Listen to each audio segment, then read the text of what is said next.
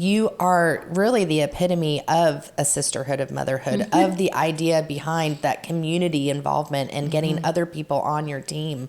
It also is just the different ages and stages. I mean, right there in your house, I mean, what you're explaining is just exactly what we're trying to, convey to our listeners and for them to just hear your story and things. So let's get into the little guy. I want to hear about his story. So let's listen about him. So why did you adopt this time?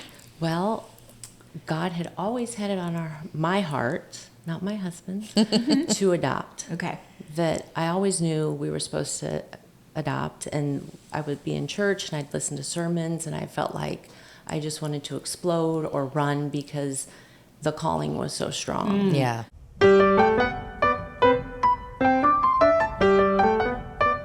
Hey friends, welcome to the Well Grounded Podcast. It's season 2. We are so happy to be doing this new series with you guys. And just to introduce ourselves, I'm Leanne. And I am Diane. And we are two lifelong friends that are just enjoying life over coffee and conversations. And Well Grounded is just that place. We are so excited to have you here for this episode. We are going to have a wonderful guest that's going to join us in just a few minutes. And we are just excited to share about fostering and adoption today. Our whole season for Sisterhood of Motherhood is just about different ages and stages of those moms that we know and love. And we just wanted to have different guests on this season that are going to just share their stories. And we can embrace those stories and encourage them throughout their journey of motherhood. We're honored to introduce our friends to you, our friends online and our friends of our friends. So we are just extending that conversation out a little bit this season, and it's just been so rewarding to be a part of this. So, but before we introduce you to our guest, it's time for our latte moment. Well, we are so excited for today's latte moment. We are in the season of Thanksgiving, and we are just giving thanks for so many great things right now. And today's latte moment is a homemade vanilla latte. And you're going to find that recipe on our notes, and I will also post that in our Instagram. Remember, it's at Well Grounded Podcast, and it is just a fun recipe to do. I will post that recipe, but it's very easy, and you can do a lot of little cheats because that's the thing that I have to do on these recipes. But it is a nice warm drink for if you're having a cold day somewhere. Not here in Florida, but if you're in another area of the country, you might have that. So we have a sporadic cold day. We just don't know when to plan for that. So I do know that there are a lot of recipes online. I just found one on the internet, so it's not anything scientific. So you'll just have fun making this at home as well. Vanilla latte, the classic, right? Yes, Everybody has to do that. Yes. But I am just privileged to introduce you to our friend Candace Hebert, who is here today. And she is going to be sharing about her family and her motherhood journey and her story. Welcome, Candace. Hi. Thanks for having me. Thank you for coming and making time. You're a busy mom. Tell us a little bit about your family and what your story. Who is, yes. Tell us your rundown of things. Before we get into the fostering and adoption conversation, give us your story. So my husband and I have been together for 40 years. Very good. Congratulations. We were high school sweethearts. We've been married for 31. I had to ask my husband last night. I'm like, how many years have we been married? He might ask me this. How many years have we been together? And he's like 40. I'm like, okay, I kind of sound like my grandma right now. And he's like, and my son was sitting there kind of thinking the same thing. But we have a 27-year-old who's out of college and is engaged to be married next year. Very exciting. And we have a daughter who's 20, who's a sophomore at Auburn. And a son who's 18, who's a senior. And then our little guy, our caboose, like you guys have a caboose. Yes. He's 5, and we just adopted him in May. Oh, wow. My goodness. And we are going to be talking about his precious life here in just a minute. But how far back does your connection to fostering, to adoption, how far back does that go for you personally? So tell us your story. I would say it goes way back to just looking at people who needed things. I said, I'll always cry. It's okay. Because I remember like my dad, when our family barely had money when I was growing up, but he would be at a restaurant and buy somebody a shake just because he would see things. 2 kids standing there. My grandma, they were farmers in Illinois. And they took kids from Chicago. So just Yeah. even growing up, hearing those things, my heart was always towards the child that was at the playground who was hurting. Yeah. That was modeled to you. Yeah. That was Yeah, shown to you that from was your shown to family. you. Yeah. I love it. And I remember at 18 listening to Z88.3, I think at that time, and them talking about foster care and adoption. Oh, yeah. And even calling into this to the department and finding out how I could be a foster parent or adopt a parent. So even way And back then. Way back Yeah, then. yeah. And they were That's telling me, beautiful. and I was like, okay, well, I think that might be a little bit down the road. Yeah. But so a very long time, and I always say, with everything of God's plan, there's a waiting period. Well, we waited almost 40 years. Wow. It was a long Yeah, journey, yeah, a long yeah. wait, and a long story, and a lot of things happened in that waiting that led us to the adoption. Right. Before we had our 20-year-old daughter, we brought a child over from Russia. He was 7 at the time, and we didn't adopt him, but we matched him with a family. Oh, nice. Who ended up adopting him. And then we didn't think we could have our last 2 children, and we started the adoption process from Russia. We were going through the home study, and then I had a tubal pregnancy. We got pregnant with Olivia, so we put the adoption on hold. Then I only had 1 tube, and God blessed us with another child. So we Wow. had Oh my 2 goodness. children Oh my goodness. back to back. Yeah. And then, Like the you calling- said, God really had a plan He- in all of this. a When you very look long plan. look back in that time, and you can just see now how His hand has been upon this journey so Yes. much, and Yeah. working on our hearts. I was Yeah. going to say, I would think the marriage piece of you and your husband, like, what were y'all both exactly in the same place with this? I don't know this. I just want to say, Yeah. I know Yeah. this precious family, but I really haven't ever asked you some Yeah. of these questions, and we're thrilled to have Yeah, this time very to do thrilled. that today, to just kind of get the background. I've observed from a distance as God has developed your family, and have known Sam's since kindergarten, he and Will in kindergarten together. So, but how did that look? I know in a lot of things in our marriages, it's like, I'm here, my husband's here, and we sort of switch spots in that. So how did that look for you and Mike? Very much the same. Okay. Yeah. Okay. It was my calling. Okay. I always said my calling, not my husband's and not my family's. Okay. And this is a pretty big calling Yes. to put upon your Yes. husband Yes. and your, And your Yes. your children. children. And so we were in very different spaces. And one of the things he would say to me is, we are never adopting. Never adopting. Never say never. Okay, we are never adopting, but we Definitely. can foster. Right. Yeah. Okay. So Okay. we had Wow. 9 different foster children Okay. before our last placement, which we ended up adopting. Oh, Okay. okay, nice. And through every Wow. placement, realize we went through many different journeys. Wow. Let's pause on fostering for just a second, Okay. because I know I was asking you to tell the whole story, but I'm thinking of things that I've had these little snippet conversations with you over time about some things that, we would talk for 5 minutes at school or something, and she's like, I wish people knew, Yes. And one of the things that you said to me, and that I'd love for you to expand on a little bit, was, I wish people knew in fostering that you're approaching a whole family. It's not just that child that's independently coming into your home. Yeah. Can you explain, just focus on fostering for just a second, Okay. since you did that 9 times. Right. Yeah.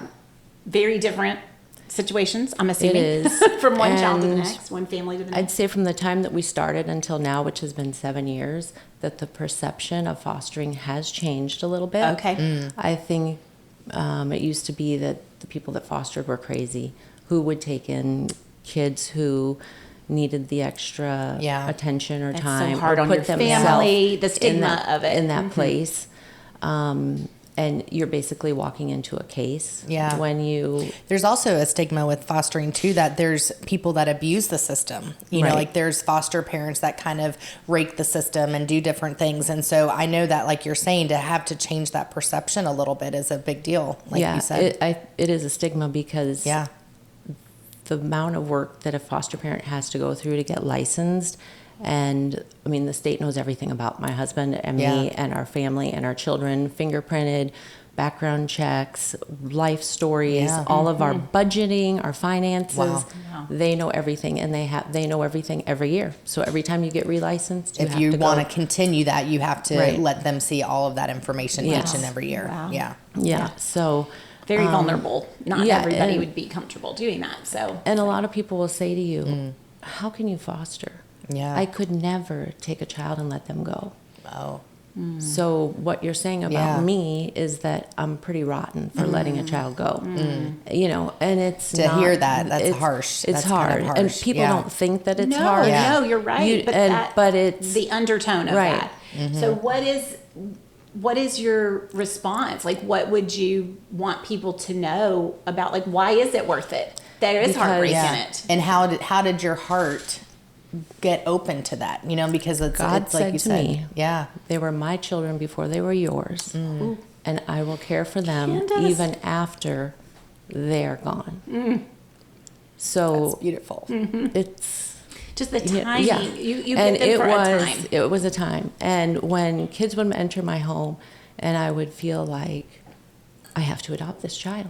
Yeah. I mean, and they weren't even up for adoption. Yeah. You know, and people would say to me, "Are you going to Sometimes adopt it's them?" I'm like, temporary. "No, they're not going to be adopted. Dad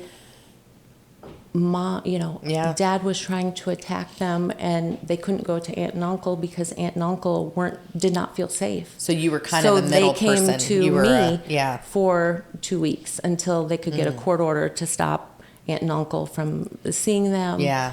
And so I was going to say, because not all situations, I think our understanding is all children who need foster families are waiting to be adopted. It's not a halfway place. That's not true. Yeah. Right. So educate us on that. So why are the different reasons that children might be in the foster system? Yeah. Neglect is a big one. So losing Drugs. parental rights, maybe temporarily. They still have parental rights when they're in foster care. Oh, okay.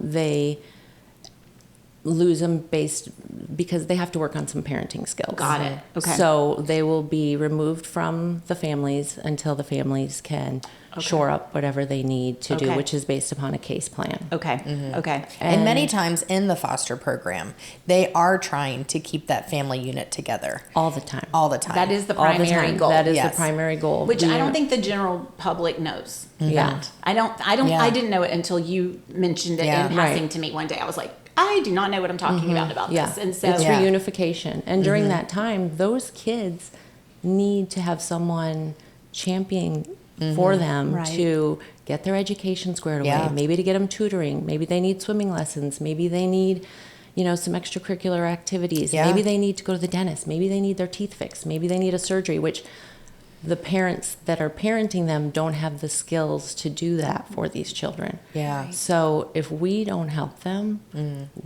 they have no future. Right. Yeah. Right. And they're still growing. They're still kids. They don't pause because their family is unsteady at that time. Yeah. When you started your fostering program, did you like your journey? Sorry, not program, but your journey. Did you have ages that you were in, like an age range that you wanted to be involved with, or were you able to set that with a foster organization, or how does that work? You can. We were boys 4 to 6 or 7. Okay. It's a bigger window that you're licensed for. It's usually like 0 to 2 because you have to have certain equipment in your house for 0 to 2, or your house has to be, baby proofed and different things. And then there's Depending another on their age age. range. Okay. So, but you get the calls for all of them. Okay. Yeah. And They're in a desperate state a lot of times, so they just do that all call, I'm sure. Yes, at night. And usually when we're considered open, my phone's going off every night at 10 o'clock. And sometimes I'm like, am I going to pick this up? Am I going to hear this case? Do I want, then we go through the questions of, is this the right placement for us?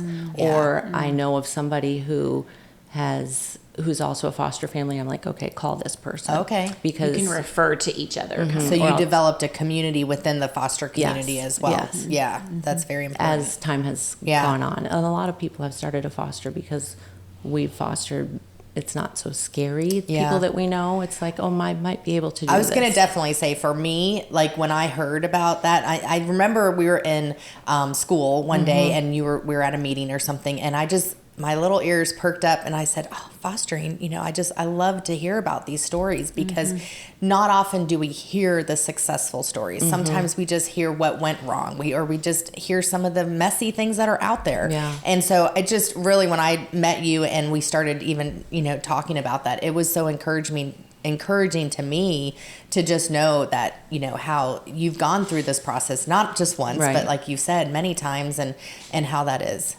good. It is messy. Yeah. And there's many times when I feel like we've been thrown into the depths of hell and we can't do it anymore. Wow.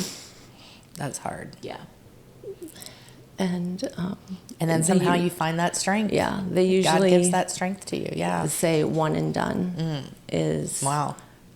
the typical Yeah. foster family. Yeah. Wow. But as we've gone through it, after our first placement?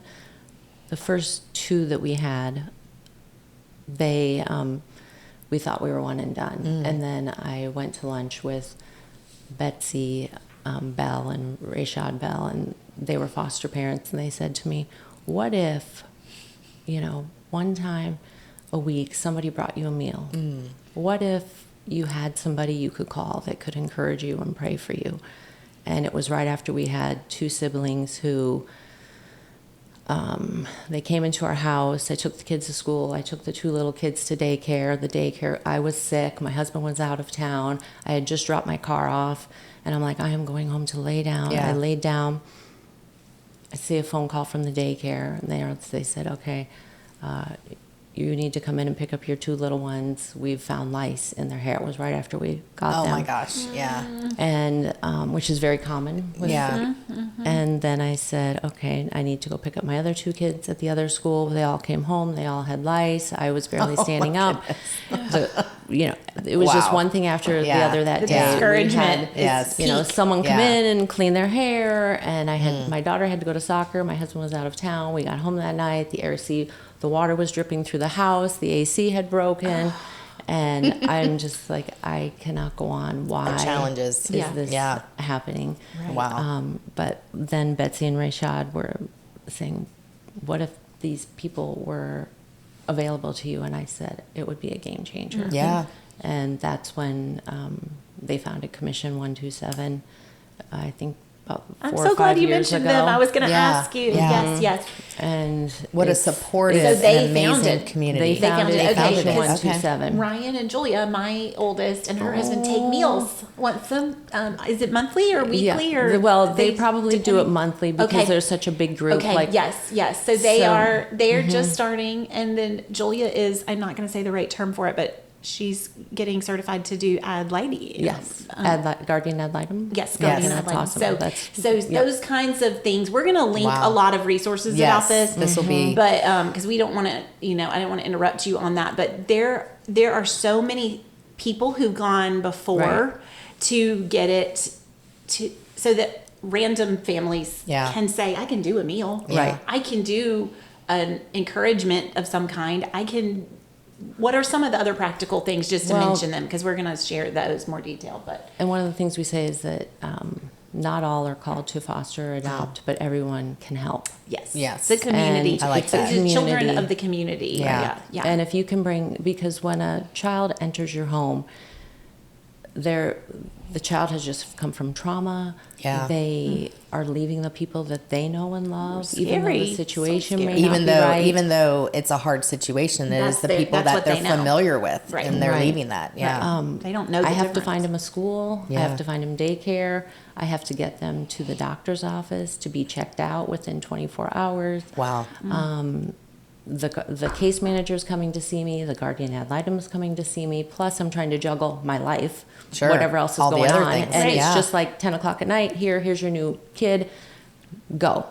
It's a very admirable And they have thing. no clothes. Yeah. They have no Yeah. shoes, and so I'm trying to run to the store and get clothes and shoes. And sometimes Commission 127 will, go out and get those things that you practical need. things. Okay. But sometimes you're not even sure what size shoes they need. Right. Or I don't they know need a what- diaper. I They're don't know 3 or 4 and they still my are in child that's been in diapers. my house for 17 years. Right, yeah. I have to take him to get his shoes, right? You don't know that stuff. Right? Yeah. So it's been a game changer with the help of them in Central Florida. That's amazing. And just the community, like Facebook groups, and we lean on each other. Good. You know, just asking like, okay, they have Sunshine medical insurance because all of them are on Medicaid. Florida. Who can we Florida go to kids. for dental? Who have you Networking, had those good things. Who's on the experience? list? Yeah. Yeah. Yeah. Okay. That's Yeah, oh, or that's- who's taking most of the daycares when you get a child, they've already done their enrollment, and everyone's like, sorry, we have no room.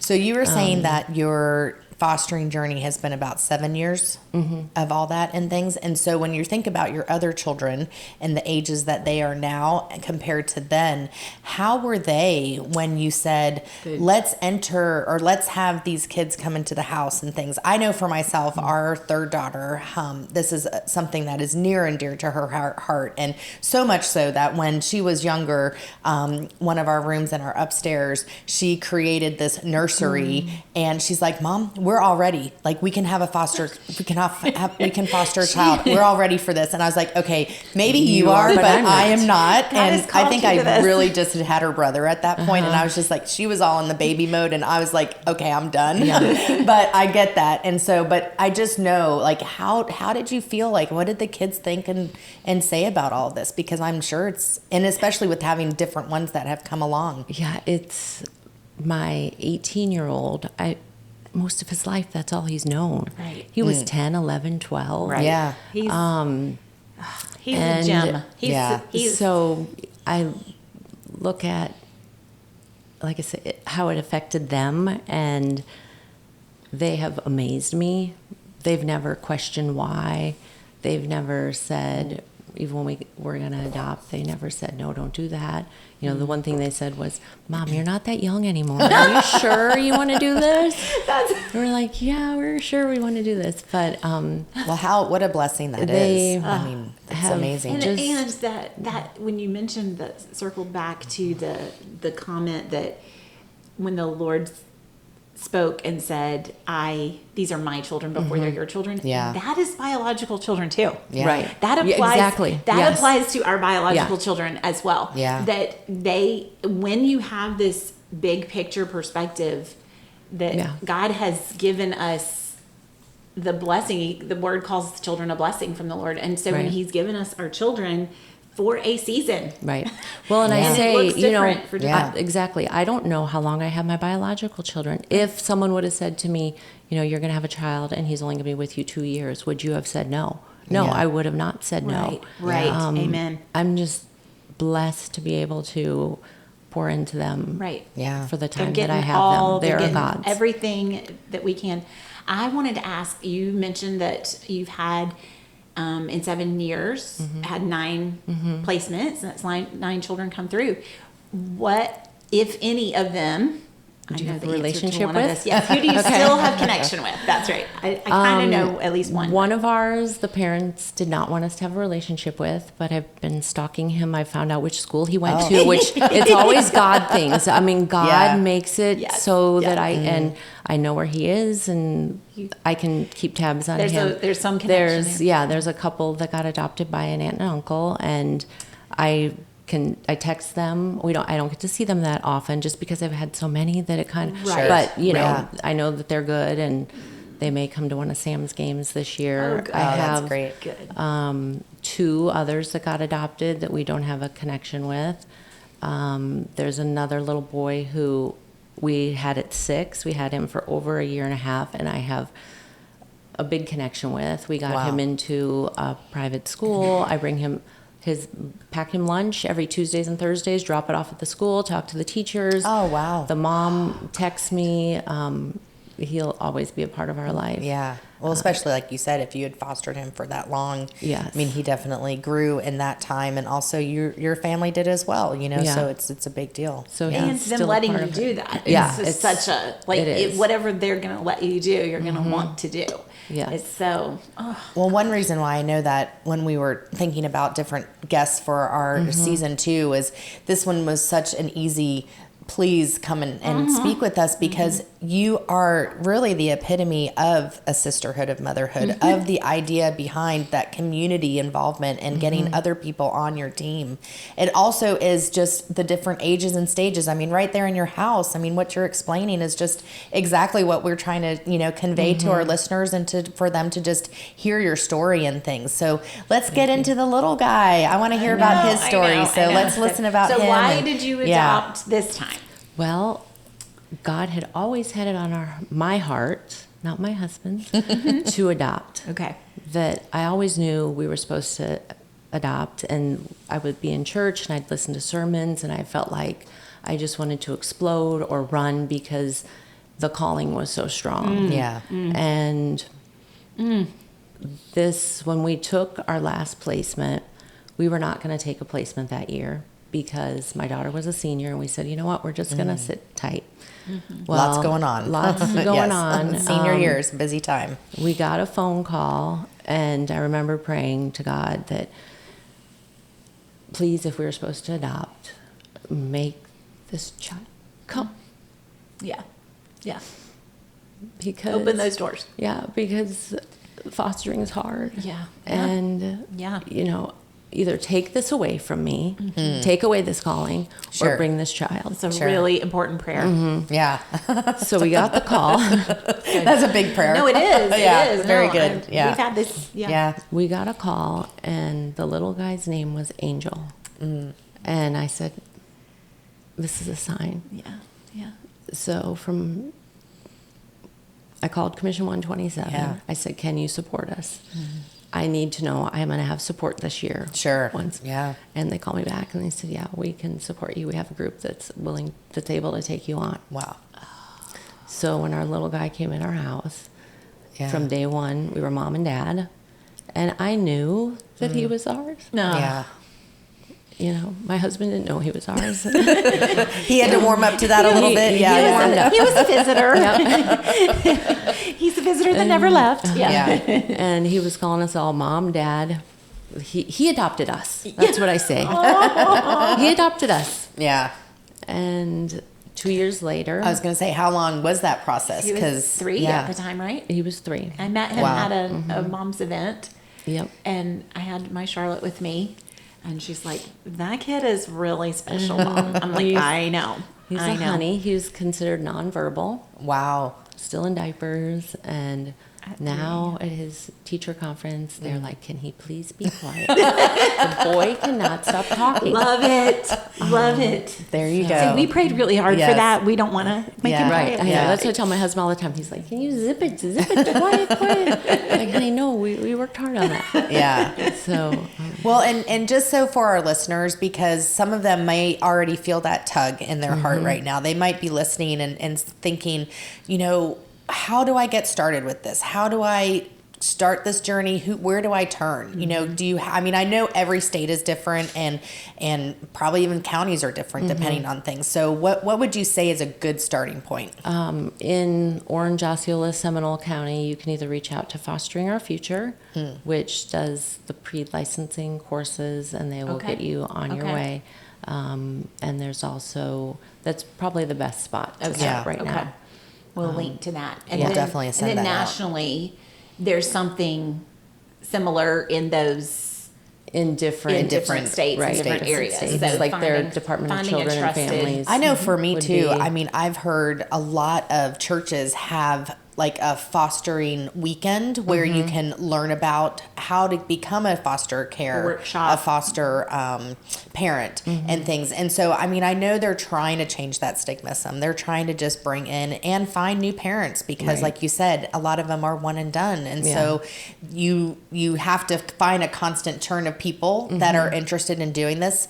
And I think something too for listeners is, I know for you've done this for years, but what would be a benefit if they did just do a one and done? Like would that be okay? Like, is that an all right thing? Yeah. Would that help the system if It someone does, did that? because there's always kids, Okay. and whatever you can do is a help. Yeah. And there will always be kids. It's a lot of work to unfortunately. get the licensing and to do that. Yeah. But if you had to have a heart for, we could invest and walk alongside to whatever we're allowed to do with a family. Whether that's through the fostering and the licensing or being Commission one of those support. 127, right. Commission 127. Yes, 127. Yeah, we will be linking information for that too. And we talk about this a lot in the body of Christ, and it fits with mothers supporting mothers and families supporting families. But you might be in a season where you're the giver, and you might be in another season where you're the one needing to be given to or supported, right? So being able to say, I have margin for this time, mental ability, physical, financial, whatever, because in another season, it might be somebody else who's taking that up. But there's always something that can be done with this. But I definitely wanted to ask you too, before we wrap things up today, is what about a verse or things that have just really meant a lot to you during this whole journey for you? That would be James 1:27, Okay. which is what Commission 127 is based off of. Nice. Awesome. Yeah. Religion that is pure and undefiled before God the Father is this: to visit orphans and widows in their affliction, and to keep oneself unstained from the world. And Nice. that's the whole basis of Commission it's all of our 127. calling. Yeah. It's all of our calling. Yeah. Do you find that so I know we have to wrap things up, but before we do that, I did want to share one more thing about the whole adoption process, because I know you foster him. You said it was about 2 years, and then you said he was adopted in May. So just give us a little bit of a glimpse into what that beautiful day was like. It was so fun. Yeah. We A had celebration, I'm sure. about 60 or 70 people come to the adoption at the courthouse. Act it out. It was Act it out. Loved our it. friends, and the best thing was my children's friends came. Yeah. And that was just so sweet. And then we had a big party afterwards, and it kind of was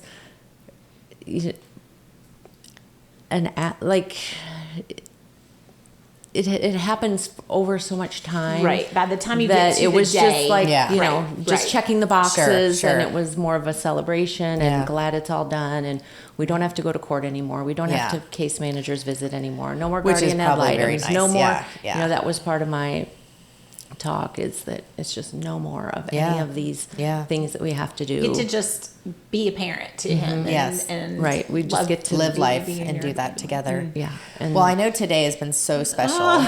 Just being able to hear your story, and I hope it just really encourages others to just let your heart and let that be your guide. And if you feel that tug on your heart, and you feel that God is just really giving you. I've been to many of those concerts and things where you sponsor children and doing all that, and you do feel that tug on your heart, and so it is so important. And we just thank you so much for Thank being you. a part of This is Well Grounded, so great. And we're our starting a season 2. conversation. Yes, This is the Yeah. start of a conversation. Right. And we probably emphasize the fostering piece even more than the adoption piece today. But a lot of times people lump those together. And so we just want to start the Yeah. conversation that there's a whole other lane of this, we'll be sharing more. We're going to get more resources from you so that we can share them with you guys. But we're just so grateful Yeah. for you. So glad Very you were thankful. here. And Very thankful. so glad I could talk we're about it. so thankful for your sweet family to have the little guy now. Yeah. So Yes. you We're got excited this. He's too. going to keep you young. He is. He is. He's going to He keep you. is. He's a Young and tired. chatterbox. So your Young and ages, tired. just so we can wrap things up here, but so go for it. 27, Yes. 20, 18, and 5. And 5, the caboose. I love My it. long one. We love a good little boy Love it. caboose around here. Well, do you want to close us out? Yes, I do. We have a verse for this season Mm-hmm. that I just want to share. It's from Hebrews 10, 24 and 25. Let us consider how we may spur one another on towards love and good deeds, not giving up meeting together as some are in the habit of doing, but encouraging one another, and even more as you see the day approaching. Hebrews 10, 24 and 25. Yes. Guys, be refreshed. Be encouraged and stay stay well well-grounded. grounded.